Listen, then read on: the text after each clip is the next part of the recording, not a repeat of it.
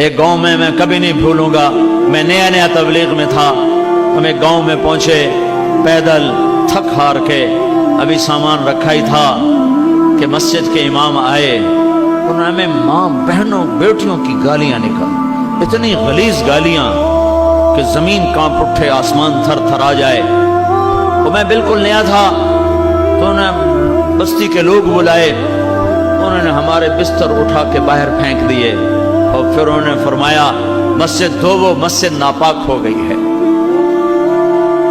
مسجد میں تو کافر بھی آ جائے تو ناپاک نہیں ہوتے۔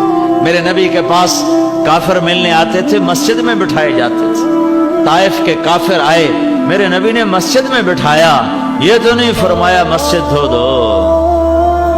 ہائے ہائے، اتنا تعصب، انہوں نے ہمارے بستر باہر پھینک دیے، نکل جاؤ، نہ تسی نبی دے منن والے، نہ تسی نبی دے عاشق۔ تو مجھے تو کوئی پتہ نہیں تھا، میں تو کالج سے سیدھا تبلیغ میں آیا، دین کا زیادہ پتہ نہیں تھا، یہ فرقے فرقوں کا بھی کوئی پتہ نہیں تھا، لیکن میں خود اپنے اندر تجزیہ کر رہا تھا، یہ کیسے دعویٰ کر رہا ہے کہ میں عاشق رسول ہوں، یہ مسجد میں ماں بہنوں کی گالیاں نکال رہا ہے اور کہتا ہم عاشق رسول ہیں، اور یہ جو گالیاں کھا کے چپ اور ایک لفظ نہیں بولے، ایک لفظ، اور چپ کر کے بستر اٹھا کے ان کو دعائیں دیتے ہوئے آگے نکل گئے۔ میں نے کہا اگر یہ گستاخ رسول ہیں تو پھر کیا ان کو عاشق رسول کہا جا سکتا ہے کہ جو مسجد میں کھڑے ہو کے ماں بہن کی گالیاں دے رہے ہوں اور مصلی رسول پر بھی کھڑے ہو رہے ہوں؟ میرے بھائیو، میں ہاتھ جوڑتا ہوں، میں ہاتھ جوڑتا ہوں، نکلو تعصب سے، نکلو تعصب سے نکلو۔ میں نے 3 گھنٹے ہو گئے مجھے بات کرتے ہوئے، میری کوشش رہی ہے کہ میں اسلام کو اجاگر کروں۔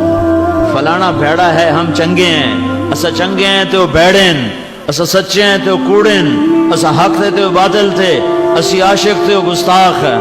میں بھی کہہ سکتا ہوں، میں بھی تمہارے اندر نفرت کی آگ بھڑکا سکتا ہوں، لیکن میں نے اللہ کو جان دینی ہے، میرے اس بول کا مجھ سے حساب لیا جائے گا، مجھے اپنے اللہ کو جواب دینا ہے۔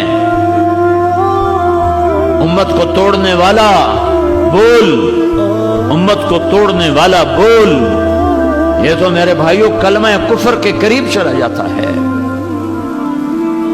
تو امت بنو، امت بنو۔